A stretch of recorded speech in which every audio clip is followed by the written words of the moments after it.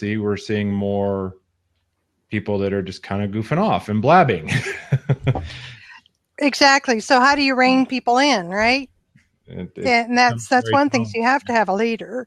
Now I do a morning mindset, and that has been called a mastermind, and I guess it can be because it's very focused on a topic.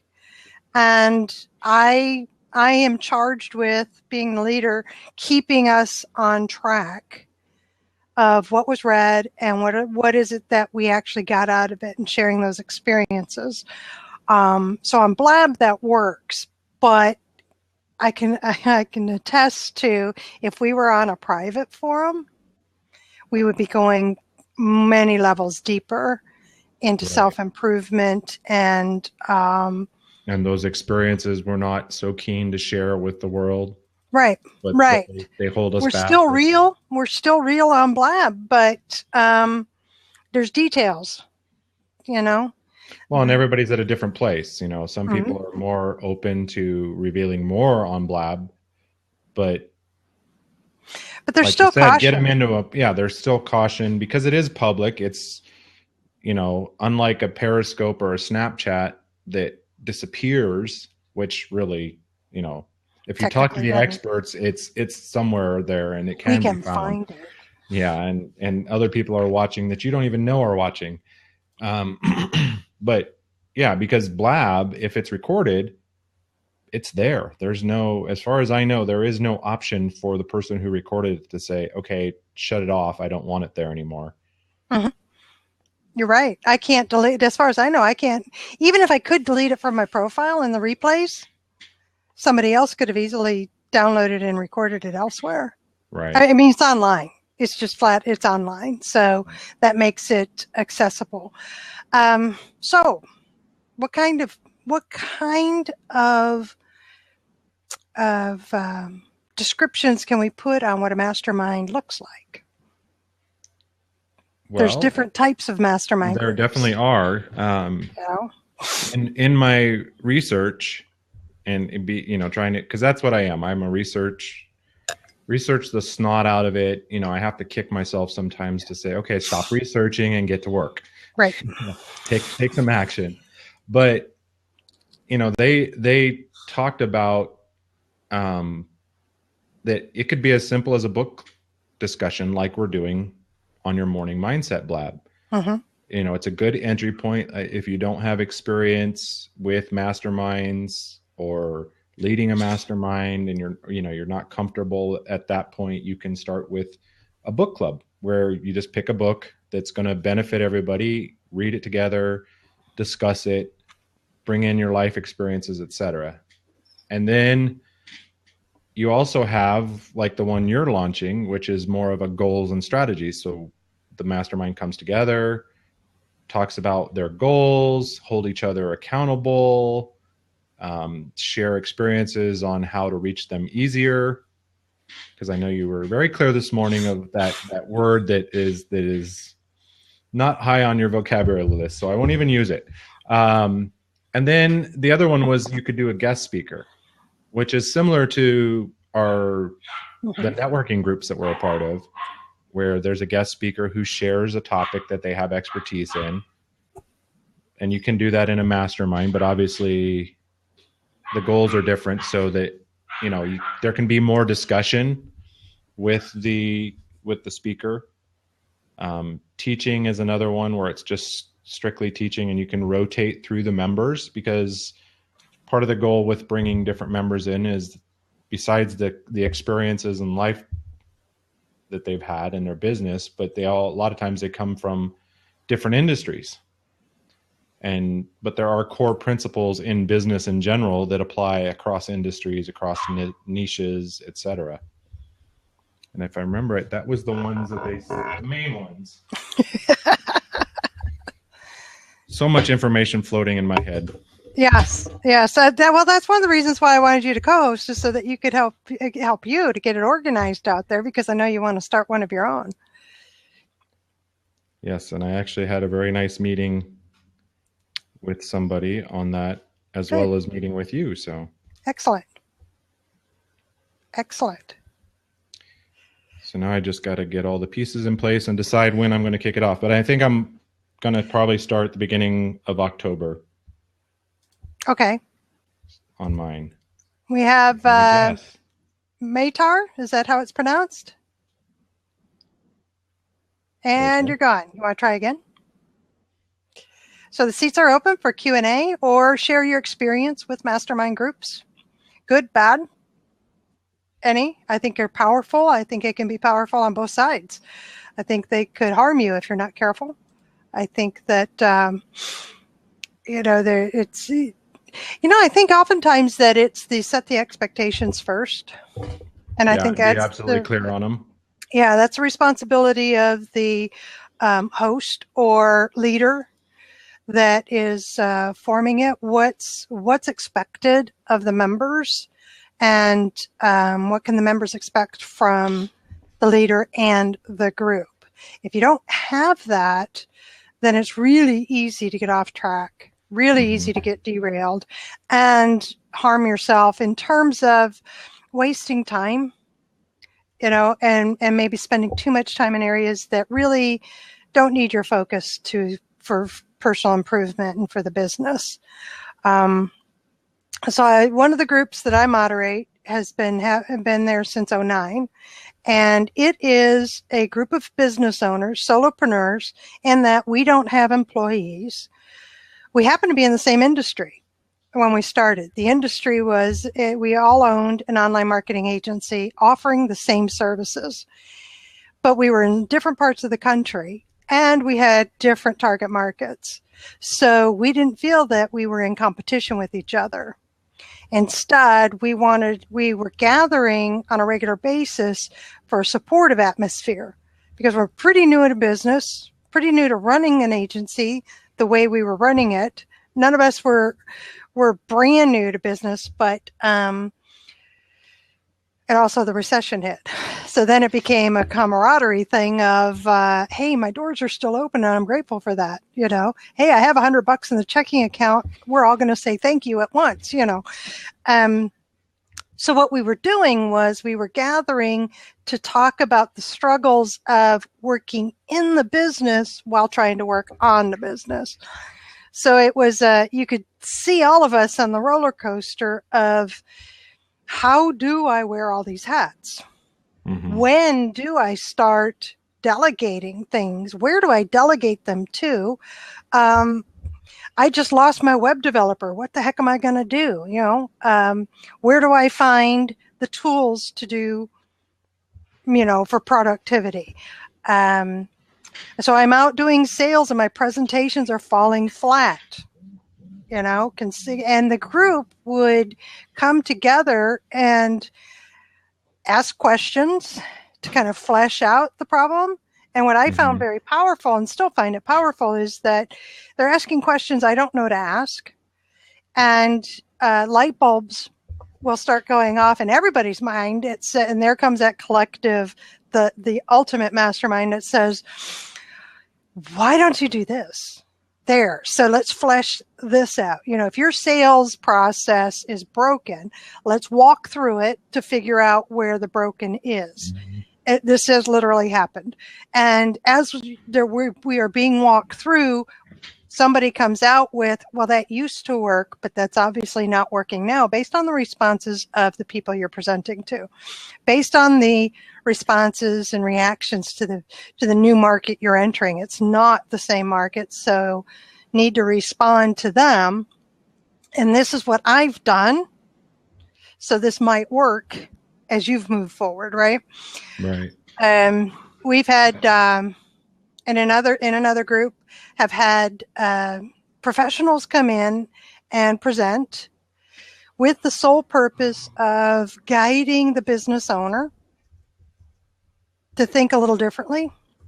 So it would be like bringing you in, Sean, to talk about mindset, or a friend of mine, Lynn, who is a sales coach, and have her brought in to give us a new perspective on how to do something. So it's presented and there's that Q&A, but we're in a private session where we all know each other. Right. And there's great value in somebody saying, Charlene, are you listening to this? This is the kind of stuff you were talking about, 3 months ago, and you're still struggling with. Let's see if we can get Luis in here. And that's the beauty of the collective, the group dynamic. And like you were sharing, we may not know how to. Can't add anything to the conversation? You can go. So add to the conversation. Yes. But like you said, I find a lot of times like somebody will ask a question and I'm like, but then somebody else will interject with, and then it's like you said, all the light bulbs start firing off. And sometimes it's just a brain shift, it's like we're not in that mode, but when somebody else opens up and shares, then the group starts, like, it's almost like a pot of popcorn, the first one goes and then they're firing off left and right. And that happens. I'm big on analogies. And that happens though when you've been with the same group for a period of time and you've been committed to helping each other so that you can grow, because you're going to get more out of the group by being a full participant, but also just the mere, the relationships that are made there are fantastic. And just being, there is a lot more to be gained by getting in and interacting, but just being in the space and building those relationships is going to change a person. You can't come to a group like that and not be changed. Well, yeah, and it's a positive thing. I think that can be powerful too.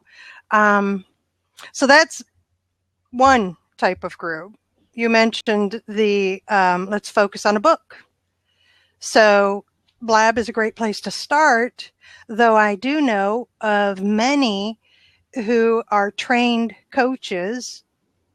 So, John Maxwell, they're coaches, Tony Robbins coaches, before Chet Holmes died, the business international coaches, Stephen Covey, there's a countless of them, and going with somebody like them and joining their group, which is focused on the teachings of, or very focused on a particular book, because I know John Maxwell has one, the 15 Laws of Growth, something like that, that is very popular for the coaches to do, and it's all about personal growth and expanding. Well, I'm going to want to be in a private group.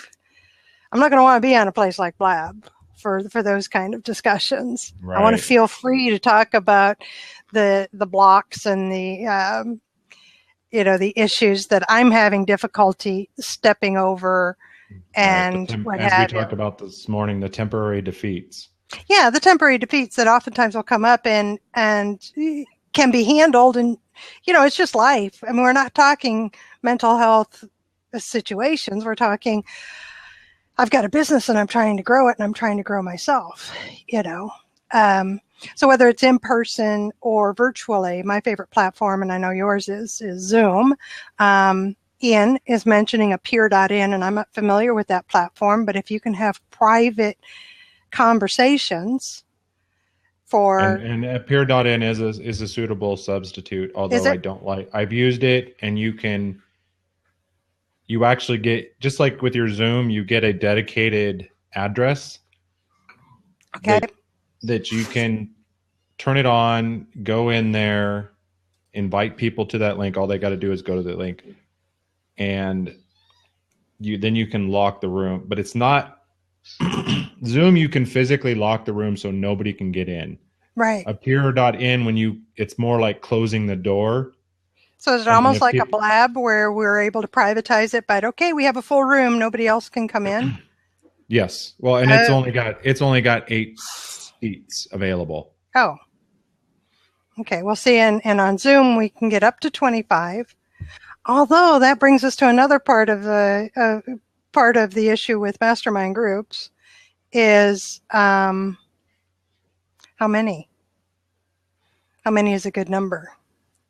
I say 5. I say 5 to 7. Less than 5, and you don't get an effective dynamic Uh-huh. working. And more than 7, you're starting to really take a lot more time, and you really start diluting the whole effect for everybody at that point. At least that's my take on it. And I remember the other type of mastermind, and that was a hot seat. Okay. Where each meeting, somebody sits in the hot seat, and they're basically share what they're working on, where their blocks are, what they need help with, and then everybody can make their suggestions, ask their questions.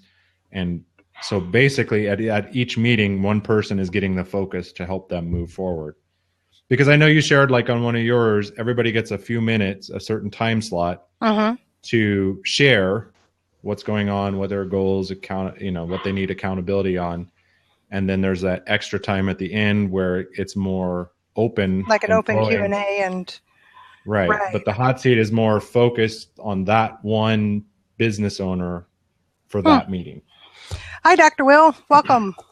Hello, Charlene. Hello, Sean. How are you guys? Doing Good, great. You? Doing fantastic. So I'd love to hear your thoughts about mastermind groups and the power of a mastermind group. Yeah, I was introduced to mastermind groups, I have to say, about 12 years ago. Once I read Think and Grow Rich by Napoleon Hill. I'm sure you guys have probably covered that already.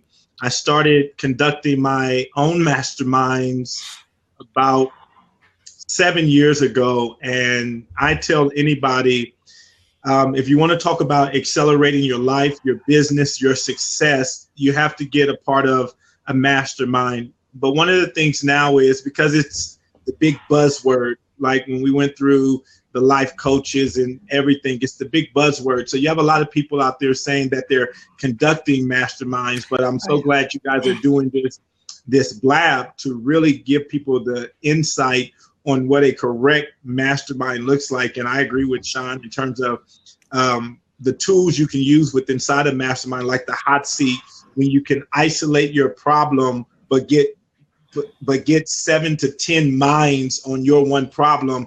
That's where the speed of success comes in. So I love masterminds.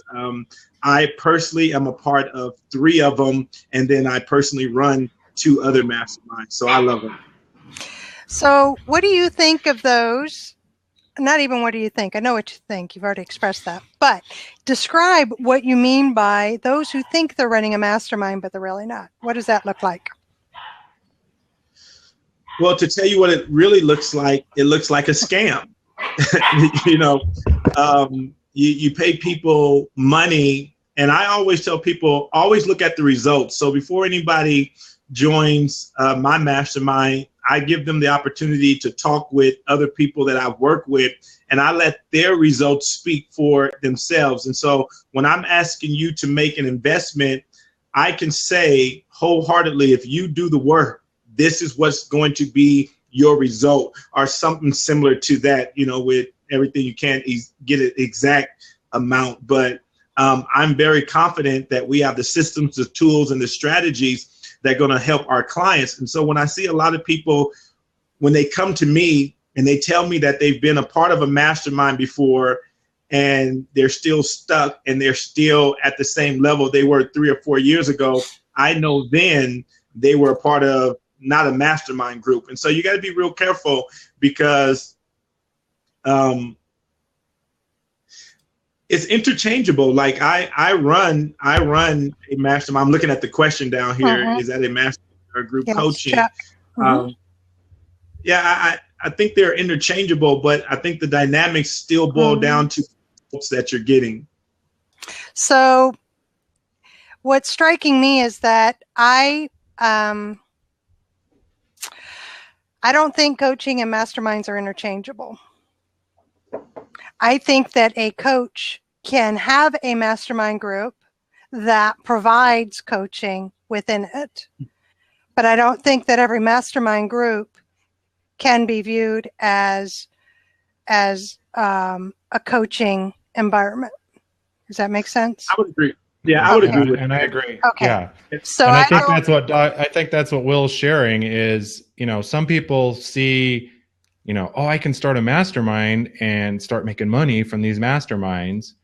They're not really in it for their business growth. It's more like a scam. Like you said, it's just about, let me just charge people to come together. Calling it a mastermind, maybe, yes, but it's certainly a quality business model if you have quality information in your systems that they can benefit from and what have you. I really don't have a problem with that.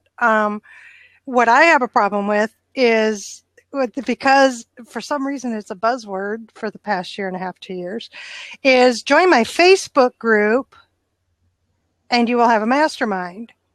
Now, where I have a problem with that is because what I understand a mastermind to be is that it's a collaborative effort. So while I will learn while being in that Facebook group, I just have a problem with it being called a mastermind. That's all. I put a problem out there. I may or may not get an answer to it in a Facebook group.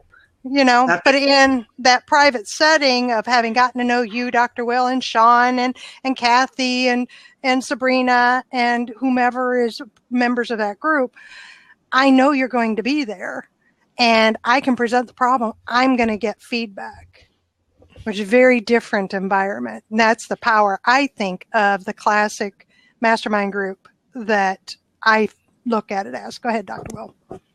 Yeah, I think, thinking more about it, when you think about the group, you're more thinking about the coach who is helping the group.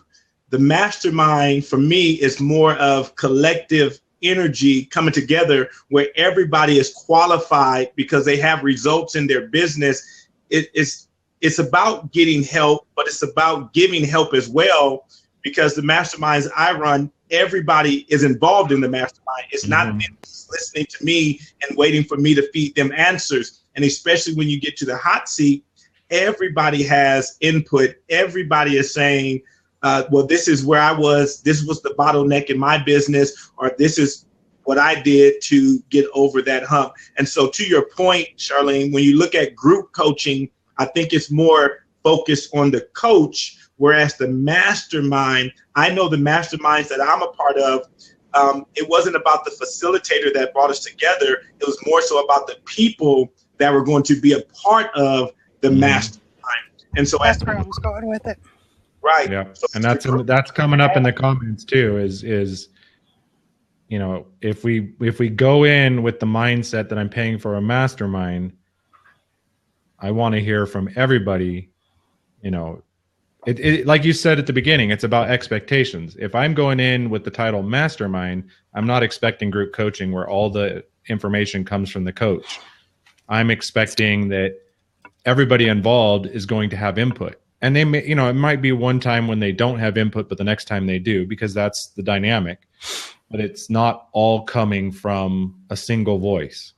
It's that, like we keep saying, it's that mastermind, that collective energy, that collective team. So that can happen, I think, in almost any type of mastermind. And what I mean by type is the focus of the mastermind. So for instance, I have a goal and accountability mastermind, and the sole purpose is you're going to get it done. And you're going to write down your goals on a shared spreadsheet. Everybody else knows what they are. They're going to help you. Everybody else is going to help you to determine if the steps that you're going to take in the next 2 weeks are going to help you to reach that goal. And as a group, we're going to get you to the end of 3 months, and you will have gotten things done. It's very, very focused. My job as the moderator is to make sure everybody has their time, that this is one of those that the open time at the end, roughly 15 minutes to half an hour, is general Q&A, but that when there are problems that come up, I put this goal down and I'm not able to get it, either because of a tool or because of the way I'm thinking or because of my own, I went too big. So we're here to help you bring it down to reality, that sort of thing. That's a very specific time deadline type of group. So it's a little different than, come on in, Ian. Yeah, ask your question here. It's not that tough. So that's just an example of a different type of group. Hi, Ian. Can you hear me? I can. I'll just turn my volume good. Okay, can hear you too. So jump on in. Cool. What's your question? I was just commenting in the chat box about a couple of things, and obviously I struck a bit of a chord there, and I just missed the last minute as I was preparing to come on air. Oh, it was just a description of a type of mastermind group, the one that I'm currently running and actually have open seats for, which is the goals and accountability. But your question was, one of the questions you posed was, what's the right price? Yeah. And just to explain that, as we were talking around the coach as facilitator rather than coach as teacher, and with Will's comments before about how much value a member might expect, the value is different when you're the teacher than when you're the facilitator. And I think that's a really key distinction when people are buying a mastermind program. They, in a way, are probably expecting the teacher sort of price, when in fact a facilitator is actually quite a different skill and doesn't need to know all the answers. And it's an interesting problem to price it such that they feel the value of the mastermind, because we know we don't appreciate what we don't pay for, but still invest enough to make a facilitator's time worthwhile. And I've been a facilitator of some mastermind groups over the last, 3 to 5 years. And I've been working with a small organisation that doesn't understand what value there really is. And so I've done a few on my own as well, which have been at a higher price point. And others I know have suggested even higher price points because of the value they get.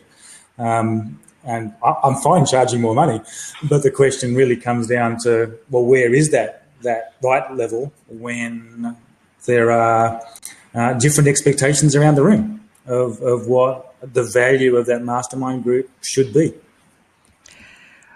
So I think that any product or service that's being offered is to listen to the marketplace to determine an appropriate pricing structure and be flexible to change it in response to the market's response.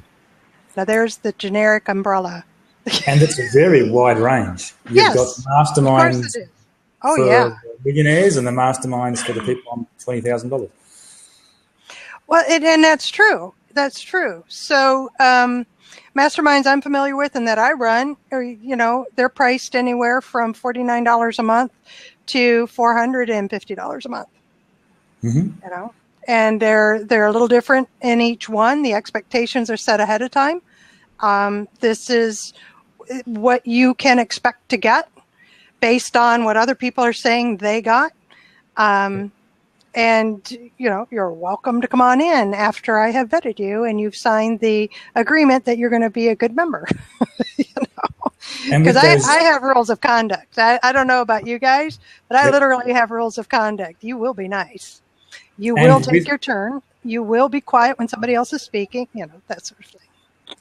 And with that price point that you're talking about, are you doing a monthly catch-up, or what frequency are you getting together as a group?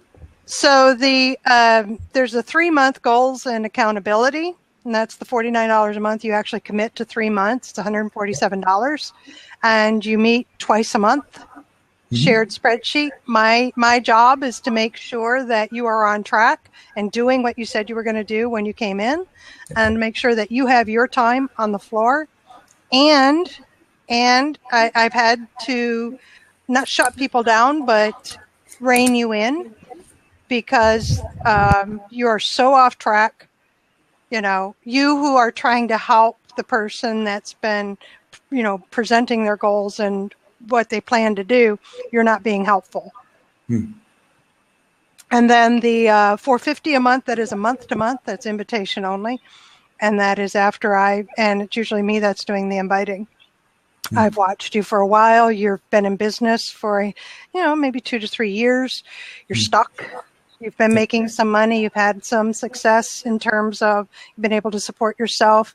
You're stuck doing things inside your business.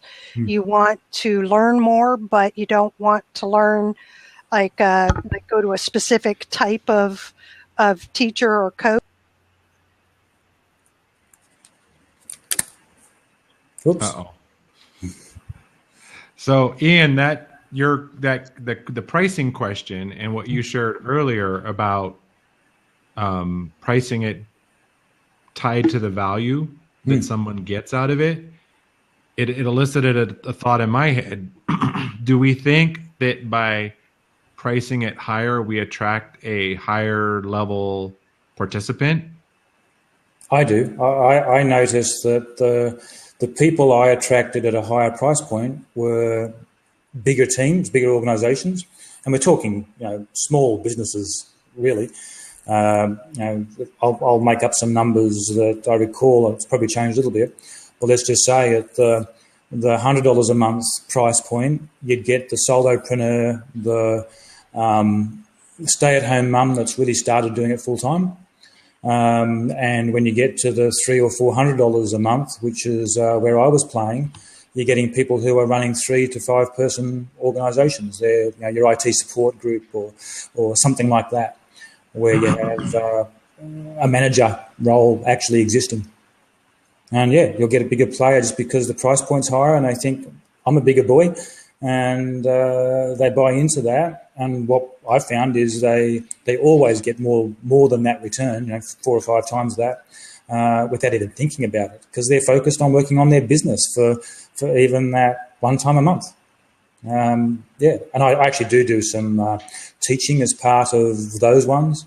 The format of that was very much probably an hour and a half of chalk and talk almost, very much facilitated with a group all learning together, including me sometimes. And then we go for another hour and a half on the actual mastermind formula that I use, which is the round the table sharing and the hot seat as appropriate. And it works very, very well.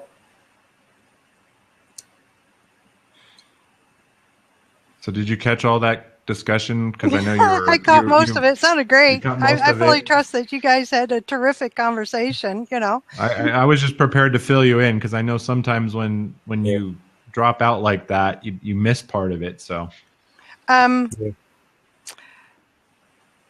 Let's see here. It does attract different people based on the price. Yeah, and that's really true. I think there's a built-in psychology in us as human beings. If everything else on the surface looks the same, but this one has a higher price, we tend, if we have the budget for it, then we'll say, I'll go with the higher priced one, because I feel there's that innate feeling that I'm paying more for it, so it'll be better. Whether it is or not, because sometimes it isn't. But that's right. And one of the things that I think is really interesting about the discussion around platforms, we've got Blab where we are right now, and the peer.in that I refer to. If we move these mastermind groups further online, I know there are some out there, I know people do it, but the expected price is lower in an online scenario. Sure, there's not the room costs or whatever, but frankly, the return and the commitment is pretty much the same. So that's a bit of a challenge in going online. It gives me a much bigger market, but the expectation of price you want to pay for an online service is diminished just because it's online. Because I think it's this, I don't have to be there thing. Whereas actually getting dressed, going out, being professional is an extra effort, an extra investment that they're going to make. So you're really talking skin in the game then. Yeah. How important is it to me? How much effort am I willing to put forth? And how much money am I willing to spend to get this end result? And do I trust that the old coaching problem is, how do you help me when you haven't been a plumber? That common problem. At least with a mastermind, they start to think, I'm with like-minded people that may have experienced my problem before. And as we all know, a lot of the solutions are simply taking a solution from one sector and applying it to another. And when you've got the group working, you'll actually find out, oh, you actually do have the same problems as me, and you may have solved that one before. It may be a different way, but just talking about it and removing them from the stuck state to one where movement can happen is half the battle. And they'll often I can completely agree with that. So I belong to a month. We meet once a month. We meet for a couple hours in person. And actually, when I was invited to join it, I had hesitation because I said my business is completely online and all of the members are brick and mortars with employees. I said, so I want to be sure that I can participate, I can be helpful, but also that they can help me. Mm-hmm. And so they assured me, well, I mean, you're not committing forevermore, Charlene. You just come in for the month, and see what happens on the first one and see if it's a good fit. And because the structure is such, it works. And what the structure is that the moderator facilitator presents on something, and it's something that gets us thinking, it's thinking a little new way, gets us thinking about, expanding our imagination, introduces us to a concept, productivity tool. Maybe we've watched videos, just off the wall type of things. But the idea is that it breaks our state. We get into that whole month of focused on business and doing things, and suddenly we're in a room full of business owners and we're all watching a cartoon. And now we know there's a reason for this. So we are prepped for it. But the first time was like, really? Yes. We're going to watch Wile E. Coyote. Why? Yep. Well, the why of it was taking that and talking about persistence and the value of persistence.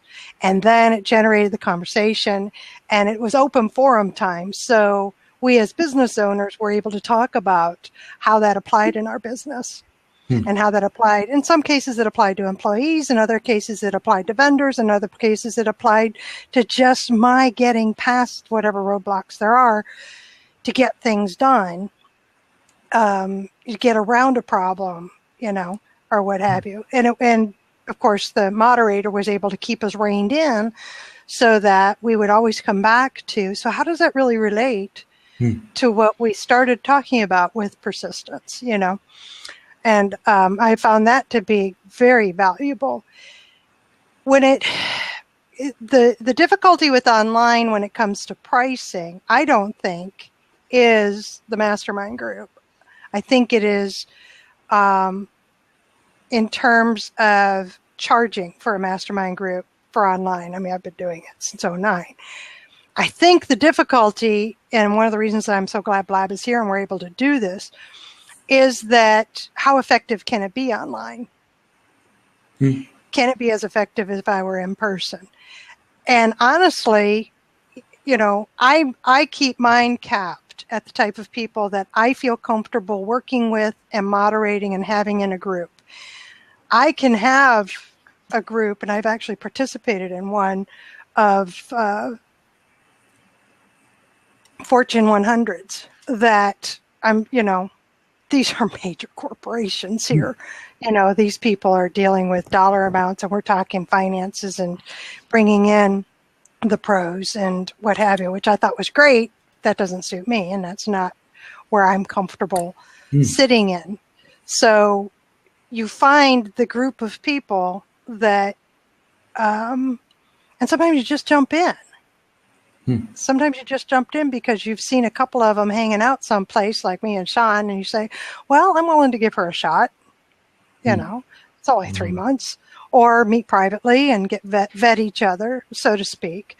But the ones that, Dr. Will was talking about, see the results before you come in, that to me is, I've got a program that you have purchased or are going to purchase. So here are the results of that program. Now you can enter the mastermind so that you can take it to the next level and get these same results. That's different than what I'm talking about at this time, although I think it's a valid mastermind. It's certainly valid, and I think it does require a bigger investment of IP from the facilitator come coach, because you're almost guaranteeing results when you do that, even though his words were around sharing other people's results and what others have been able to achieve. He would certainly take the branding for that. And I guess there is a level of expectation, isn't there? I mean, if I joined Ian Murray's group, and you are the creator of a product or a system or a business that I want to be a part of, even just not even your name on it, but the fact that you are the one that's moderating and leading the group, I'm going to have different expectations of you than I am of the group. Yes. Because you're the reason I'm joining. Mm-hmm. You know, and that's neither good nor bad, but you're the reason I'm joining. It's not that I'm going to get the benefit of a collective mind of a group, which is why I think the Facebook groups are great. I just wouldn't call them masterminds. No, well, I think it comes down to that expectation of return based on price.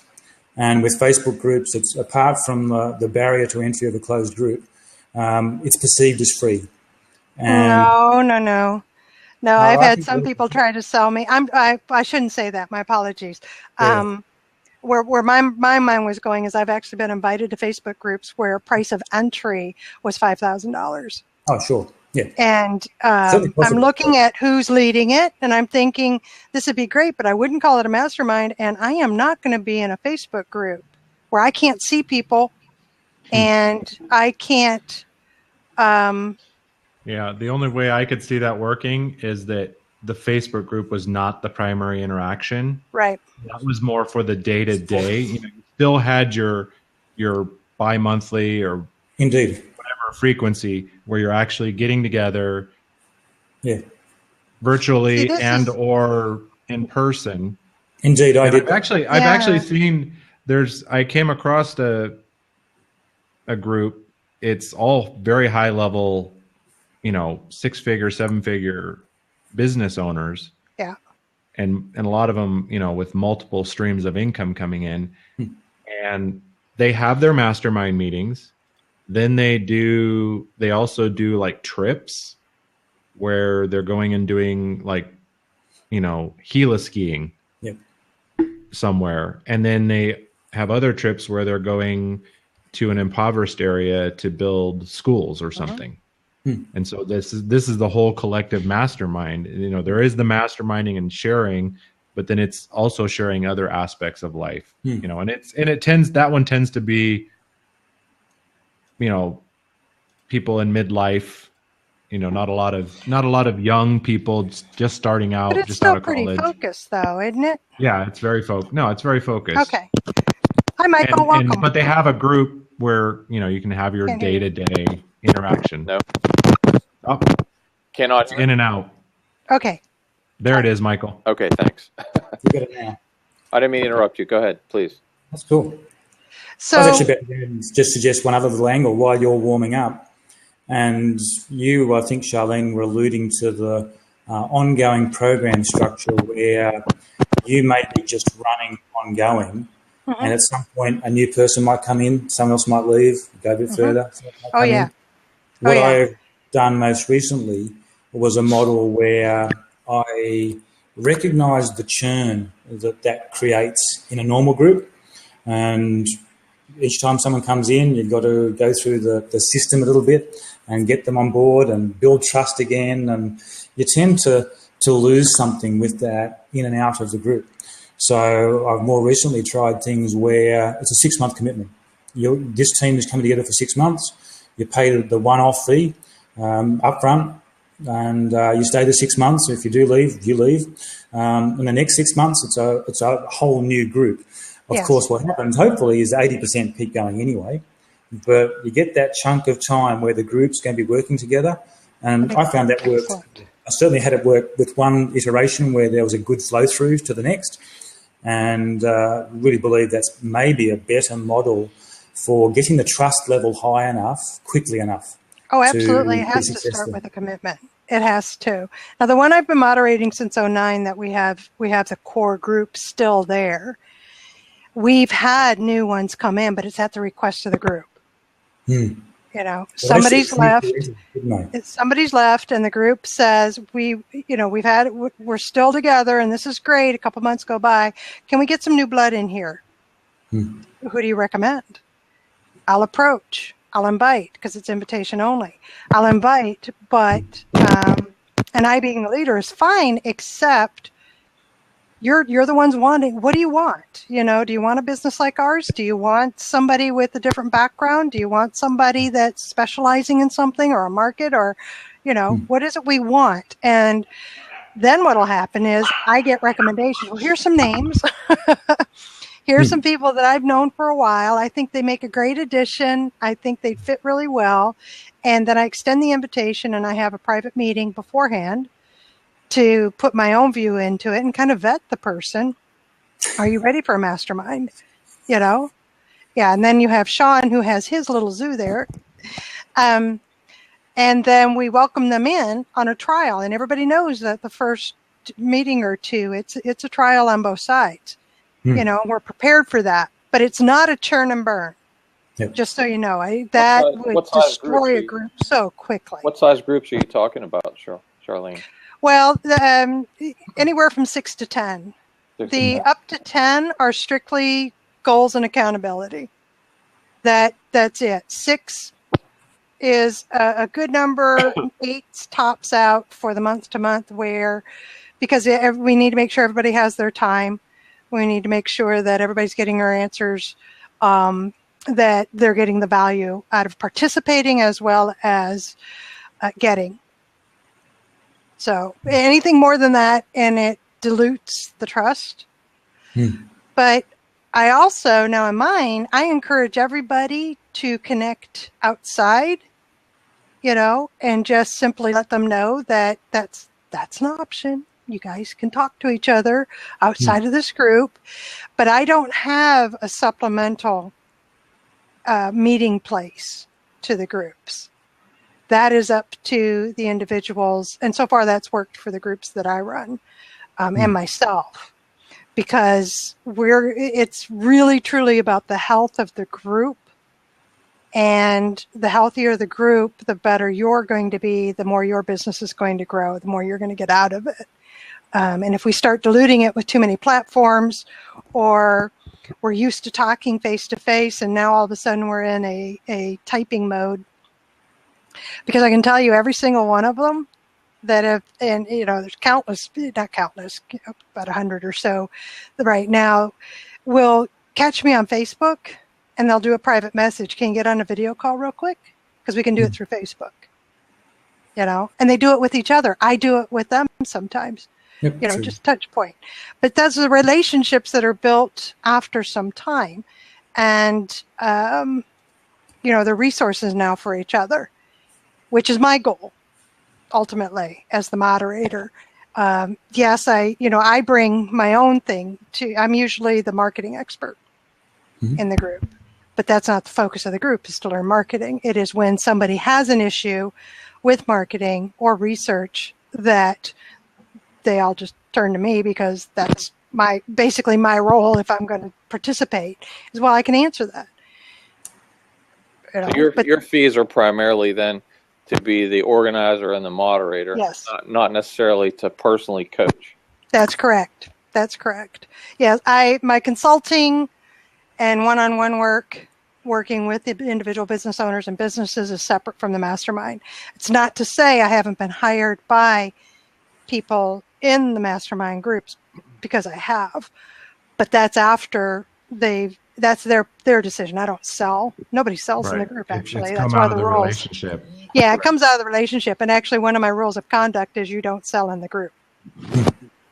I get frustrated at some of the events that you go to, and you know, as they're pitching from the stage, and I understand everybody has to make a living, but I get frustrated when people are pitching a premium mastermind that's all online, basically selling it because of the other people that are members, that are quote unquote gurus.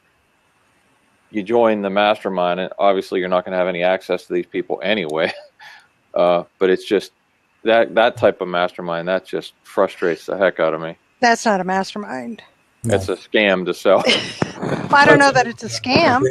I don't know. I've not seen the product. I've not seen the person. It sounds like the expectation isn't being met, though. So maybe that's why it feels like a scam. I mean, I've not joined it, but I've seen it sold. I'm not that dumb. Well, but again, I don't know. No, I mean, there's a big one I've seen going around by a well-known name. Yeah. Like you're saying, Michael, they like to throw the names of the other members. Big names. They play the name game, like join. Yeah. And it's an ongoing monthly. But and one of the big, and they're calling it a mastermind on this one. But one of the big, like we were talking about group size. I think I like the idea of 5 to 7. But you could go as high as 10, but I think anything beyond 10, like you said, is just, it's going to get out of hand quick, and it's not really effective. But this one had, they're touting like, there's like 1,000 people in this mastermind. I'm like, yeah, see, that would turn me off right away because of the way I view masterminds. It's like I'm in a Facebook group that costs me nothing and has 16,000 entrepreneurs in there. And the group owner moderates it well, that there's not a lot of spam. There's, people ask a question, other people jump in, they answer the question as much as you can in a Facebook comment, but it has stemmed further out to, let's jump on a Skype so we can we can talk this out and go further. Which is separate altogether. That's just a relationship you build with another member. Right. But it's not. Yeah. They call the group a mastermind, but as we're just saying, it's not really a true mastermind. It's a potential introduction service. Yeah, it's a networking type thing, really. Potential introduction service. Yeah, it's a big networking thing. But I like the idea of the real mastermind being that intimate group that you build trust, you build what can turn into lifelong relationships. So that like Charlene's saying, I it's good to remind people, you can connect outside, because sometimes we get so caught up in, okay, I'm part of this mastermind, and we forget that these people, we have relationships. But I think as the trust grows and as the relationships grows, it'll be a natural outcropping of people reaching out to each other outside of the meetings. Yeah, and that's why it's not a part of every one of the meetings that I hold for them that I say, now remember, you can connect afterwards or what have you. Because a lot of times what will happen is after about the second or into the third month of the short one, the time frame one, what will happen is they'll say, well, so I was getting with Jennifer about such and such because of the last meeting. She was so helpful. So I was able to complete this, that, and the other in their accountability portion, Or Scott comes in and says, so I ended up having a video call with Charlene and Sarah and Christy, and it was great. It was like a mini mastermind, Got what I needed, last about 10 minutes, and it was great. So you're right. It's because you get to know each other, and you just are drawn to somebody who's a resource now, who's willing to be that resource.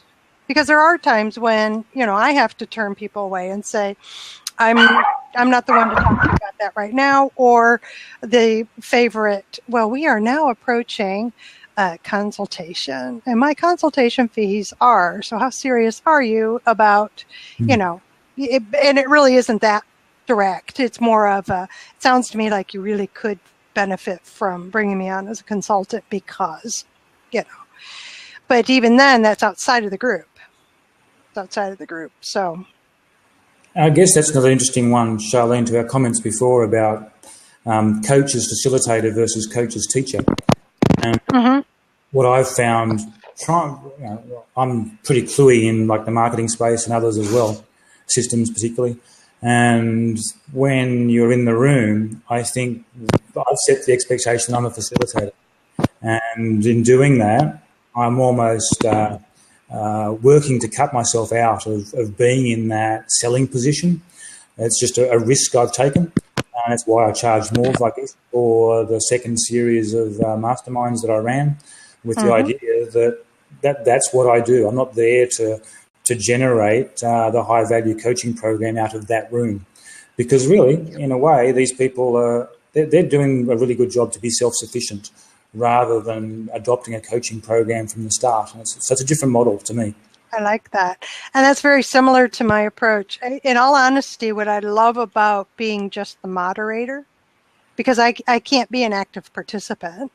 You know, I get pulled in sometimes and they'll say, well, Charlene, put your goals up there. Charlene, talk about your latest. I heard you did this. And I'll do direct questions and answer a little bit because they need to know that I'm still doing my business and what have you. But the reason I love moderating them and facilitating them is the inspiration that I get from watching them making strides in their business. I mean, I'm learning all kinds of new things about how businesses run, different types of businesses, sales, presentations, marketing, you know, what tactics are working or not for an industry or for a particular type of person or market, tools, finances. You know, there is nothing better than having a CPA sit there and everybody get excited because they're going to show us how to save money. That's the nice thing about new blood too. When you're talking about every few months, you have the new blood come in. It's different eyes. It's different minds. It is. Although you know, I'm going to go back to what Ian said, that I think you have more power in a group that has less churn. Consistency. Yeah. So consistency, commitment. If somebody isn't committed, it shows up pretty quickly. And what's, I think Charlene was saying before, perhaps before you joined the visual room, Michael, she was saying that we have things like the 3-monthly plan where you say, this is what I'm out to achieve, did I achieve it? And that's a great benchmark on progress. But I think one of the other aspects is that, is that the growth may not always be that apparent, and in a way you want to make sure that everybody's growing against their objectives, not necessarily a standard 3-month objective. Everyone's there for a different reason. Their personal benchmark. There, facilitator to learn and to grow herself, and I just feel feeling after I've already given half an answer. That just doesn't bode well for me to give them half an answer and say, oh, we've got to pay for the rest of it. It's the same thing. Everyone's there for a different purpose. And in a way, who are we to say that they'll get the value the way we predict it? They may get the value by the sense of community, because especially with the smaller or the lower level business owners, they're after people that they can work with. Whereas the higher end guys, they've got a network, they've got their mentors around, and really what they're getting is a board of advisors that they can use. And I think that's a crucial that's a different level, aspect to how a mastermind can work. I was actually just going to drop for somebody else, and he dropped. Well, Sean is my co-host. Okay.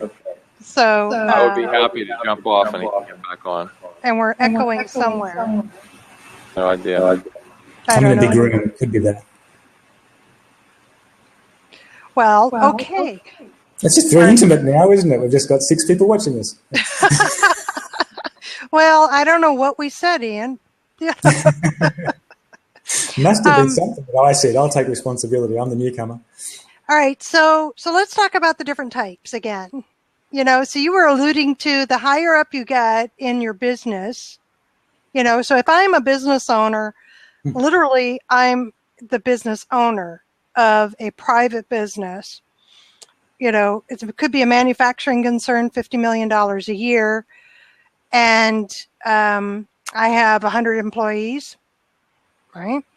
And of course, every level down is taking care of things. And yet I still need to be the CEO business owner.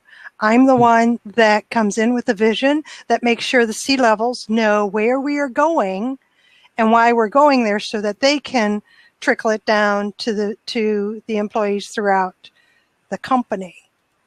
And that's where I think the advisory group that you're talking about can be so helpful, different industries to flesh out maybe questions.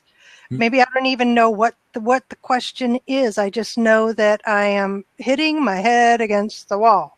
I'm not getting the outcomes that I had set out. Nobody's doing what I want them to do, you know. And to hear from a group that, well, my situation was this, and this is what my approach was. And then developing by conversation and sharing, eventually it becomes the mastermind of the group, where collectively suddenly I'm getting an answer which isn't like specifically from Ian's mouth, but it's forming in my mind as the sharing occurs, right? Am I on track with the way you described it, what you were talking about? Exactly right. Whether it's a CEO of the size that you describe or a lower level person, it's absolutely let's even go back to small business land and the 4-hour work week and all those sorts of thoughts. You end up with a business owner who was actually a practitioner, and most CEOs were a practitioner at some stage. They've grown up through the organisation and suddenly found themselves with a hat where, frankly, they learn they can't do everything. They're not an expert at everything. So I actually talk to a lot of my old coaching clients and say, forget masterminding, this is just normal coaching. And I say to them, so what skills do you have and who is your board of advisors? And that's just a word I happen to use. And they go, I don't have a board. I'm too small for a board. And I say, so what advice does your accountant give you? And they go, oh, that's a bit like a board member. And what about your partner? Oh, they're a bit like a board member. And you soon work out that every business probably has 4 or 5 board members already that are influencing that CEO, owner significantly. And when you're in a lost state, and as you get to a CEO level and learn that basically you're stuck and you've got no one you can turn to, guess what? It's actually, you need to have peers who have played a similar game to be that board of advisors for you. And in those CEOs, your accountants actually work for you. They're not external. So you actually need to find other CEOs who are switched on people around business. And I'm looking at who's in the room. I'm even thinking about because I've got a very large IT background behind me, and thinking, okay, what about IT people with their IT issues actually having a mastermind type capability? Less about business growth necessarily, but certainly around technology management and doing the IT service the best way they know how. And it's just a different angle on masterminding, that it's the same process from a facilitator's angle. It's the same thing. You're bringing together like-minded people who can share to help go together, share ideas, learn stuff, so on. So I love it. I love it. So when are you going to start that? Bring that up. Now that Lab and Appearin is here, I see a great online opportunity. And it's just a matter of thinking through that commercial offering and marketing to these folks and thinking, is online a way to go? Because frankly, if it was me, I liked the idea of, dare I say it, the long lunch. The meeting where you go out of the office and do something different. So let me offer this. Sean said it about a group that he knows, but this group that I've been meeting with since 2009, we're around the country, but we have met in person. We came together, we selected a location, and we traveled for a very long weekend to gather on purpose to basically do what we do online and do it in person. And then we relaxed and gave ourselves some time to just relax. And yeah, we were still talking business kind of, but the point was to get the energy of having us physically together. So while we can't meet regularly together because, one's in Florida, one's in Seattle, Washington, one's in Kansas City, Missouri. There's me in Louisville, Kentucky area, and then we've got a couple in the East Coast. So to get us all together physically is impossible once a month. But once a year, once every 6 months. Find a good winery and do it there. Yeah, there you go. But once every 6 months, once a year, gather on purpose to get because it strengthens the relationships and gives you that much more value. I'm all for that, Ian. I love that. I think the eye-to-eye contact is a fantastic start, and we can do that with this sort of technology. The face-to-face, in-person piece does add a depth to it. What was that? Sorry, Sean? Belly to belly, as they used to say. Well, I could do that now after sitting this long, but I actually have one now. Darn it, we're gonna work on that. Go ahead. There's actually some discussion around in the neuroscience world, which some of it might be a bit fluff, but some of it has some basis now, where in a presentation format, there's a theory which says you really can influence people who are within, say, 5 to 10 metres far more than those at the 30-metre radius from the speaker. Well, there's a chemistry. Exactly. Literally. And in a mastermind group, it's very similar. You want each of those players to be influencing each other at a level. It's not as much as a speaker moving a room, but certainly that gravitas of being face-to-face. And in my groups, it's great. Even after, say, 3 months of that 6-month journey, I really got to the point where owners were calling each other on their previous commitments or previous issues. Hang on, last month you said that, and the plan was you were going to do X. What's the story? I could just sit back and fold my arms and let them have the argument. They were doing it all for me. It was great. Exactly. That's my 3-month goals and accountability groups. That's exactly what they do. I mean, by second meeting, they're saying, wait a second, I'm reading on the spreadsheet. This is what you said you were going to do. I don't understand. That's the value of putting it on the spreadsheet, you see. We get to see it as you're sitting there. Hi, Michael. And one of the things that I have been playing with is document management has been doable online for quite some time now. But we're now maturing to a state where it can be quite integrated. You can easily now, like with Hangouts particularly, probably, your document management is really, really close to the Hangout. You can share documents online as part of the screen really easy, such that those accountability statements are there from last time in their written form. We said very clearly last time you were doing that. So now the stuff's actually coming together with some maturity, where what we did with pen and paper and booklets of stuff, we can now do with soft copy materials and, actually work like a paperless office. Hang on, we're supposed to do that for 20 years, but we now might be there. and with tools like Zoom, Zoom actually has the ability when somebody goes into screen share, everybody in the room has the ability to annotate it. Yes. Live on the fly. Yep. Or you could set up a whiteboard. One is Blackboard Collaborate if you get the chance. Where Zoom allows you to do whiteboard as well. Mm-hmm. So, yeah, it's a great platform. Personally, that's the one I love. Yep. Yeah, I've been playing with it a couple of months back. I'll look at it again. You came back, Michael. Yeah, what's up? Hey, I just had a suggestion for you, since you're all very much into the mastermind mentality and moderating and things of that nature. I'm involved in several different types of businesses. One of the businesses I'm involved in is a local brick and mortar service business. And oftentimes we create study groups of businesses similar size, similar revenue. We'll meet a few times a year and just more or less compare notes. And people from different parts of the country, so we're not meeting and sharing directly with our competitors. One of the things that you have to really be careful with in the United States is, if your group's too big and you share too much, you can actually have problems with the FTC for price fixing. You have to be careful with that.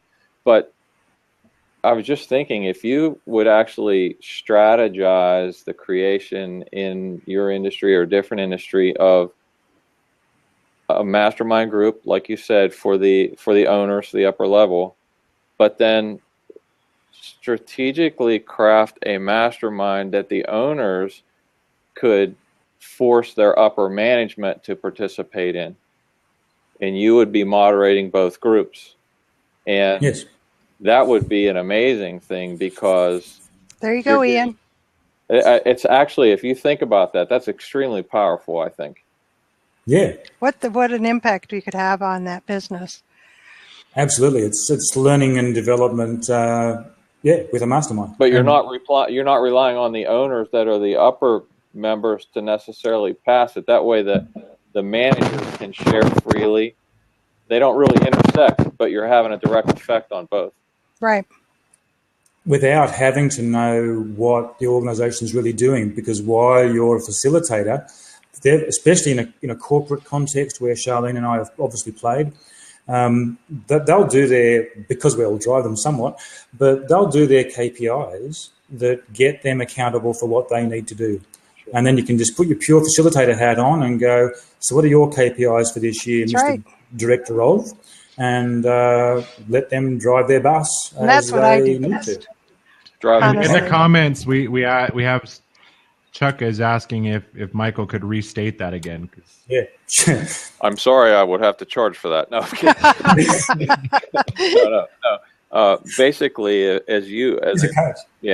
for you as a moderator to craft an industry specific mastermind group or study group for the owners of the companies, but then you're basically taking the same concepts to instill on a second mastermind group for the upper management that work for those owners.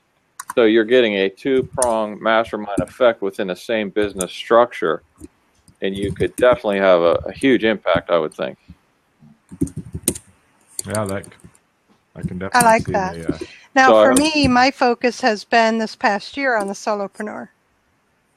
The one who's been in business for a while, regardless of revenue level, who is stuck, finding themselves once again getting pulled into doing too much inside the business and needing to be pulled back because the business is either going forward or backward. And if you're not focused on it going forward, it is going backward.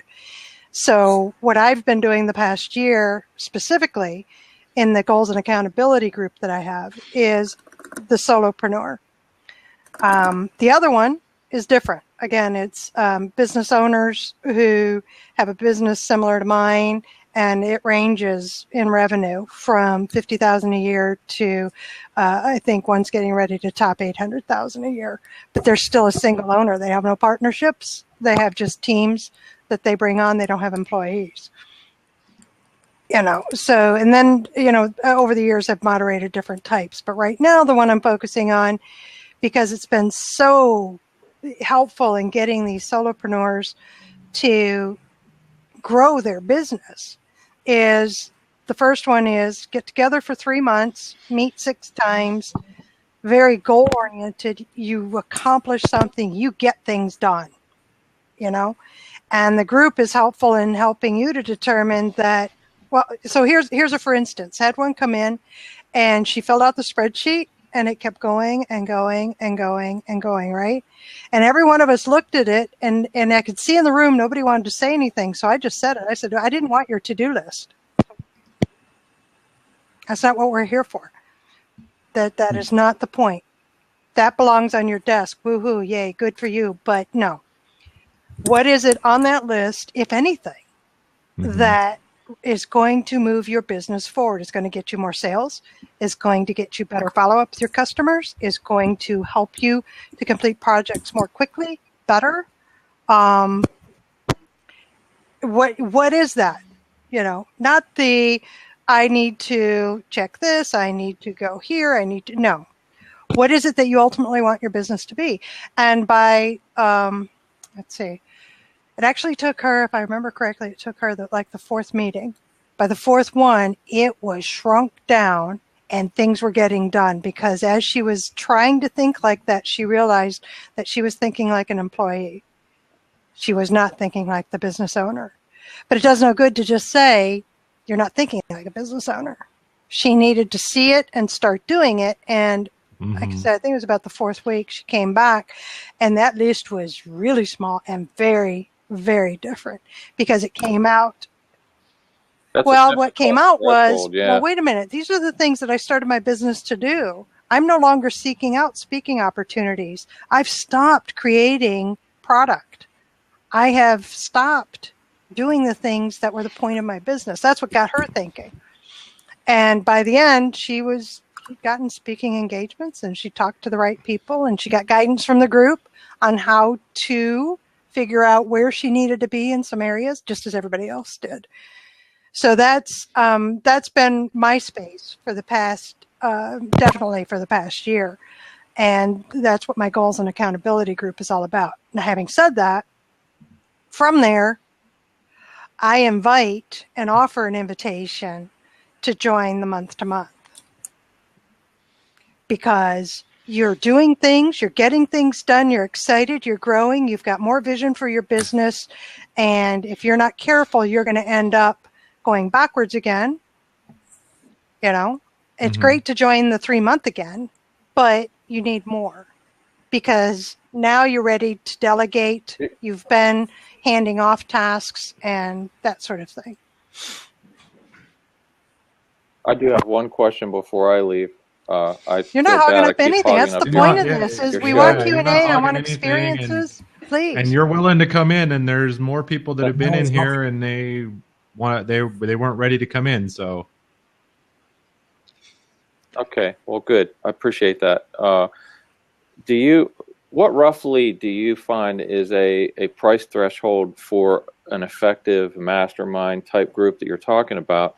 And have you ever considered incentivizing your accountability? Like, we're going to meet in 3 months, and whoever hasn't achieved the goals that they have publicly stated to the group is buying dinner when we meet, or something, some type of basically a self-imposed penalty.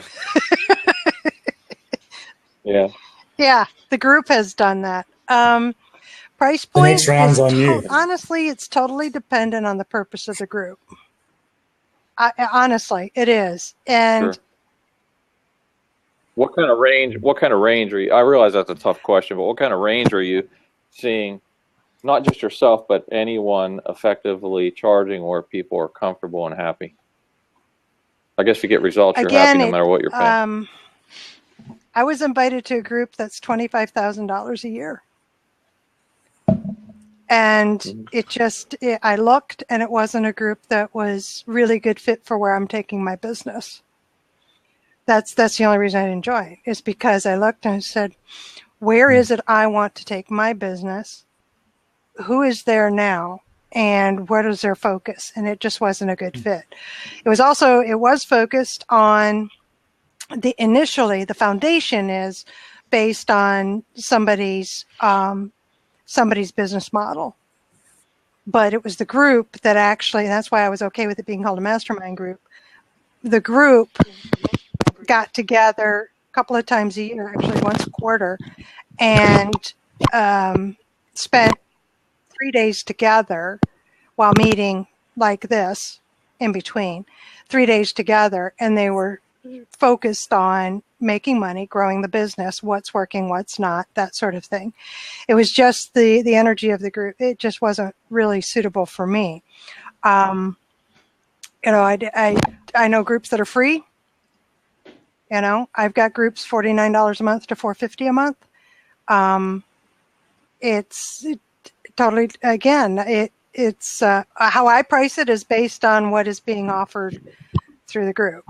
I don't offer personal coaching.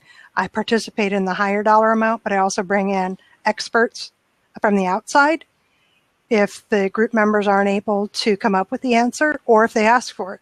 They say, can we really bring in, an expert in IT, an expert in cybersecurity, an expert in this level of marketing, an expert in a tactic, can we bring somebody in? So then how do you compensate them? How do you compensate them? It depends on if they need to be compensated. But that's one of the reasons why the $450 a month, because the solopreneur is spending $450 a month. That can be a bit of a stretch.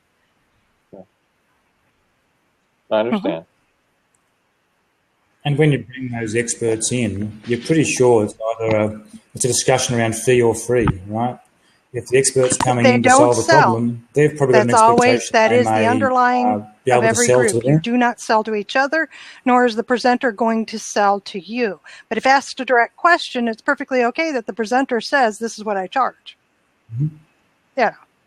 Well, some of them might engage the presenter anyway. That's the best third-party validation. So here's your opportunity. I trust you. You've been recommended by others. This is the group dynamic. This is what we're needing. Are you willing to come in? And sometimes it's, well, you got to pay me something. I said, well, let's talk about that. What is your fee? That's a bit high than what I have in the budget right now. I know. And we talk and bring them in. Because again, no, you can't come in and sell your book, but you can come in and talk about the concepts of the book and give us some solid pointers, because that's what the members are asking for. And if they ask you a direct question, you're free to tell them what you charge. You're free to say, can we set up an appointment and talk about this after the meeting? You're not selling from the stage. So. Sure. If anything, yeah, because again, my job as the moderator is the health of the group. And it's to make sure that the group is getting what they need. If I deviate from that, they bite back pretty quick. Or, which is my worst fear, is if I deviate from that, I would harm the group. And then, to me, that is hurting the trust that they put in me. It becomes just basically a virtual event. And I've got one of those. I do that on Wednesday mornings. I got a business networking event that's virtual. We bring in a presenter. It's a business. Everybody intros themselves. This is my ideal client. Here's my contact info. See you next week. That sort of thing. That is not a mastermind group. Even when they're Q&Aing and bringing up a problem, somebody solves it. That is not a mastermind group. No, it's not. Bargain. Yep. Do you have to sign an NDA for the mastermind? Yes. For your mastermind. Yes, they sign a member agreement, which is a review of the rules and the expectation of confidentiality that and their commitment. They are expected to be participants as well as recipients. And the personal discussion that we have in the vetting process, I interview them and I say, you need to know I have control. I can mute you. I can kick you out. And if any member comes to me with an issue that needs to be addressed, I'll address it. If more than one member comes to me and asks for you to be kicked out, you will be. Your behavior, that's why. That's why you're the moderator. That's why. That way, group members don't have to worry about confrontation. They don't have to worry about, having to talk to somebody, All right, Gary, come on in. How are you, Charlene? I was curious what you're having to say about mastermind groups. I've never done one, and I'm kind of curious how they work, and I was wondering if there's any way for me to observe one and watch and find out when you do these. No, you can't observe one. You must be a member, and that is because mastermind groups work best when all members are participating and they are committed to helping each other and to confidentiality. Sounds reasonable. Now, having said that, there are some masterminds that are open. I have a morning mindset lab that some people have referred to as being a mastermind, and it's because we're very focused on Think and Grow Rich. Read a couple pages, then we discuss it, and we share our experiences with that, and it's for an hour, and then we have open chat afterwards. Hey, Jack, good to see you again. So, Charlene, let me cut to the chase here. What does it usually cost to watch or get into one of yours? Is it a subscription thing that enables you to go on mine, I have seats open in a goals and accountability mastermind group, and it runs. Let me copy my general link. There's a page on the website as a description of that, it runs $147 per person for 3 months. Oh, that's not too bad. No, the price is great. That's great. Get it done. You'll write down your goals. The group will help you stay on track. You will come back. You will commit to going to every meeting. You will participate. And you get answers. People, we share resources and people talk to each other, but it's the group. It's the group that does it. It's not me that's telling you how to run your business or how to reach your goal or how to do things. It is me making sure that everybody is following the rules and getting what they need individually and as a group out of the session. How does one sign up for this? I recommend you go to the page. You can actually sign up directly. Okay. Is that the link you put right in the chat there? Yeah, that's the web page for more information, so you get an idea of what it looks like, my background, and what have you. Direct sign up registration is the Google link there. It's just a Google form shortener. Great. So you're welcome to do that. So what are you into, Gary? Well, I'm retired. Okay. I'm looking for things, and the Mastermind course might help me find things. Well, and there's no restriction. I guess I shouldn't say that. In general, who will be in there will be very, very small business owners. I call them solopreneurs, who are, they don't have employees or a business partner generally. And it is totally up to the member what goals they put out there. So in another group, I had a gal, she had a business name, and she thought she knew what she wanted to do with it. But really what she needed the mastermind group for was to stay on track in completing her thesis for her doctorate. What I'm looking at this is self-improvement. I have nothing to buy or sell. It's basically self-improvement kind of thing. So the only requirement is that you be an active participant, and you share what you know when it's appropriate, and you take guidance from the group as in the context is given, which is we're here to help each other. Sounds wonderful, Charlene. I'm glad I popped into your live. I'm glad you stopped by. That's all I needed to know. So I'll just say hello and goodbye to Chuck and Jan Murray. I know Jan Murray. That used to be a great comedian. Oh, Ian, yeah. Yeah. Oh, I'm sorry, Ian. Yeah, I thought it was Jan. Gary, I'm glad you stopped by. Check it out. If you think it works for you, sign up, register, and we'll have a conversation privately to see if you're a good fit for which group, because I have some seats open in 2 different groups, and get you on board. We're starting in October. Well, I may even have something to add to it. Who knows? Oh, always. Everybody has something to add, as long as you're committed and you want to get some things done. Okay, then I'll say good morning, hello, goodbye to the whole group. Awesome. Thanks, Gary. I think that goals and accountability are what a lot of people struggle with. So just having a goal mastermind. Yeah. Well, I can't tell you how many. Well, actually, so I will tell you. On Monday, I've got one of the gals who had been in one of my goal and accountability masterminds. We're going to do a blab together just so that she can speak directly to, all right, so she can say how wonderful I am. But other than that, but she found great success. And her views as being a member of that type of mastermind group. So to show that here's somebody who went through this type and the benefit she received from it. I had an interesting idea, and that was, what if there was a mastermind, kind of like a clearinghouse, where you could almost go in and try to find like-minded people for, because a lot of people that are looking for masterminds are really neophytes. They're early adopters, and they're just looking for some help for, to almost to confirm that they're thinking along the right track. Because even for myself, I think, I got all these ideas, but I don't want to make the mistakes without having some sort of input as to what the solution could be. And I mean, it's a great idea. I'm going to shoot it down. Can I? No, that's okay. I just thought that was. Go ahead, Ian. What was that? I'd love to hear your input first, Charlotte. I was just going to say, I'd like your input first, now that you said there was some. Yeah, I was actually thinking in my good idea before. Here we are in Blab. Yeah, here we are in Blab. If you look at the types of people I've bumped into, there's an awful lot of people who are, firstly, new to the platform.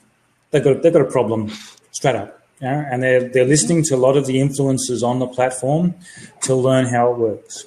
And I suspect they're getting flooded with information from all quarters about what they should do next. And sometimes one of the steps around that accountability approach, or goals accountability approach, is to make it simpler so that they've just got their goal and 10 or so, as per the number we've been talking around in masterminds, basically work together to hatch a plan that moves that person forward. It's a much simpler approach than listening to all the gurus 24 hours a day. And so I think there is actually an opportunity there to pick on some of those quite immature organisations, if I can use that word very, very politely, and say, here's a structure that helps you move forward one peg at a time. And that's what a lot of these people will need over the next, say, 6 months joining Blab. It'll boom with a whole bunch of neophytes that aren't ready to take that risk. They want something that's a little bit more structured, and I think there is an opportunity there at a lowish price point. So do you think my $49 a month goal and accountability would work for somebody like that? Absolutely. Which might be why I'm like on here. Well, I think there's a level for that. So what? I'm sorry. But I'll build my sales page first, Charlene. Well, you're talking strictly for Blab, right? I'll build my sales page for that first. I'm thinking. I love that. Go back to my CIO idea that I was mentioning before.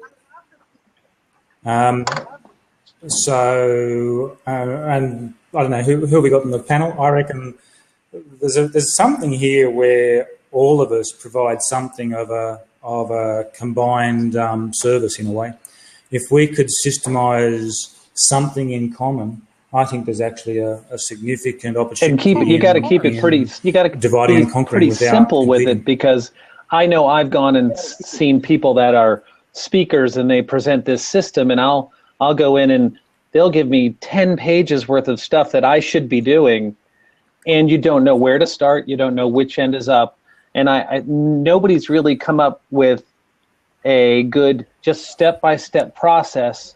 I think a lot of times, myself included, I'm impatient. So I want to go to step 7 when I should be starting at step 1. And, you've got to have an opt-in page and this and that. And I wrote it up on my whiteboard that there's so many different things that you could connect, and you don't know where to start. And then just like, it's kind of like if you want to go to the gym and you think you need to work out for an hour, but because an hour is so much, you don't even want to start. I think that becomes a common problem. Chuck, but what you're describing is actually what I provide in terms of consulting. I'm just supporting you. It's a one-on-one. I think your idea is great. No, that's why I've followed you several days this week, because what I looked at your website and what I thought that it kind of connected with me, because me being in the caregiving business, I want to help myself, but also help others. And I thought, that makes sense. I mean, just the goals, and accountability, and that's where everybody gets caught up. Pretty much everybody stumbles. But what you're describing, I do not see a one-size-fits-all hand-holding to make sure that you have things in place for you to succeed in your business as a group. I agree.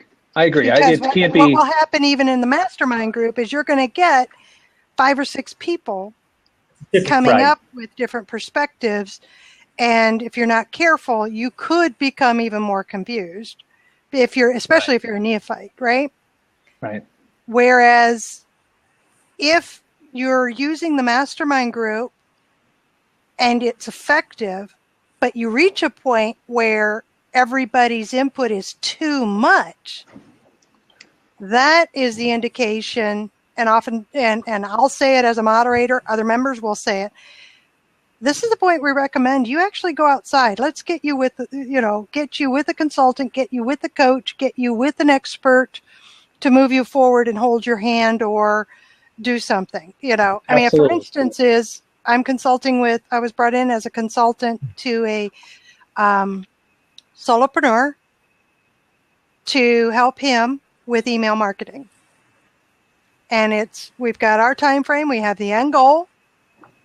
We've got it outlined, what work you're going to do, what work I'm going to make sure you do, what work I'm going to do. And at the end, this is what we will have accomplished. And it's short and sweet, and it suits his budget and life is grand. It's only for that one thing. He can be a part of a mastermind for a lot of other things in his group, but they couldn't help him. And he wanted something a little more. It turns out he wanted the hand holding. He wanted the permission first and can you read this and tell me if that's okay? Can you read this and tell me if and that's fine. That's part of the job as the consultant. Yes. Mm. Now also my job is to make sure the systems are in place.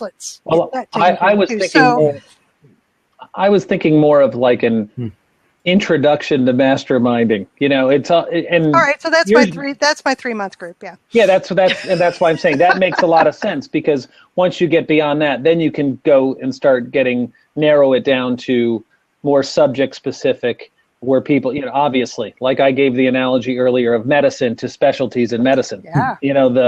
The surgeon isn't going to go hang around with the psychiatrist to get surgery secrets. They're going to hang around with other surgeons. I understand that, but at the same time, they all started out in medical school, in the same medical school, getting the same degree to get the basics down. Right. And a specialty group like what you're talking about, I could see you leading a mastermind within the community.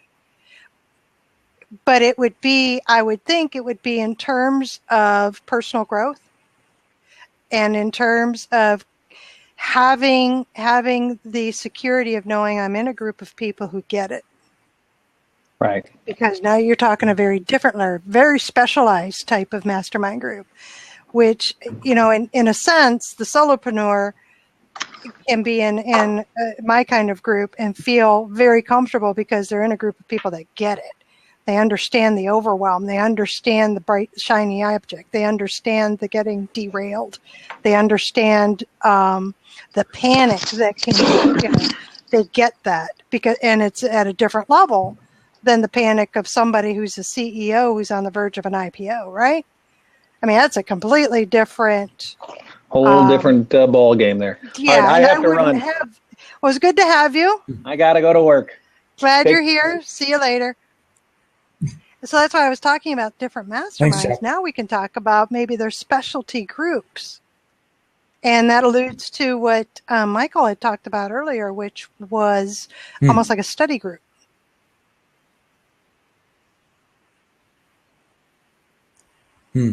I think that's a different beast to some extent.